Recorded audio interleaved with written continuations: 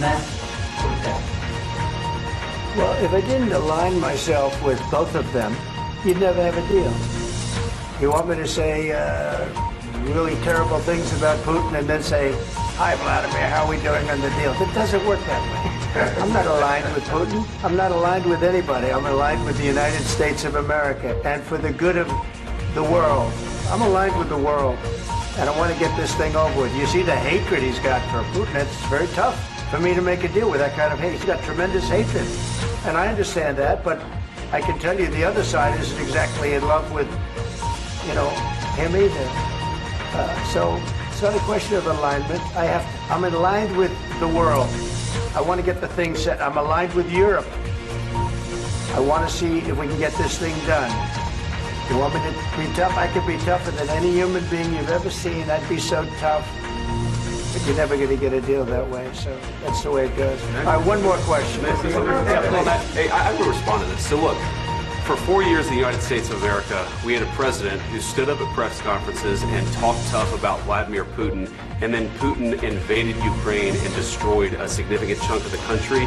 The path to peace and the path to prosperity is maybe engaging in diplomacy.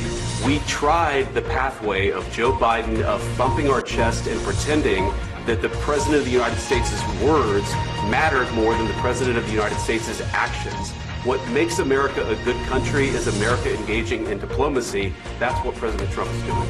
Can I ask you? Sure. Yeah? Okay.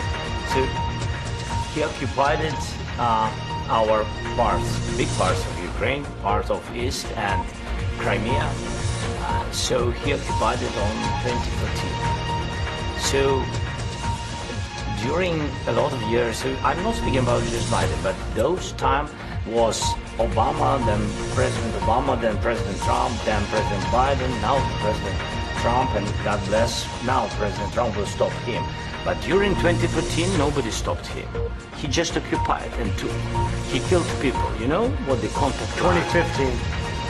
2014. 2014 and 2014. 2014? Yeah. So I was not here. Yeah, but Exactly right. Yes, but during 2014 till 2022, the situation is the same. That people have been dying on the contact line.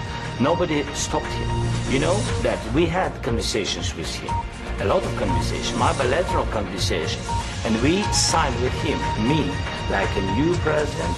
In 2019, I signed with him the deal. I signed with him, Macron and Merkel, we signed ceasefire.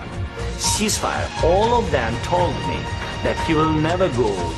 We signed with him with gas contract. Gas contract. Yes, but after that, he broke the ceasefire.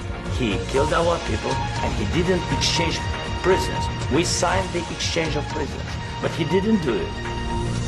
What kind of diplomacy, JD, you are speaking about? What do you mean? I'm talking about the kind of diplomacy that's going to end the destruction of your country. Yeah, but if you Mr. President, with respect, I think it's disrespectful for you to come into the Oval Office and try to litigate this in front of the American media.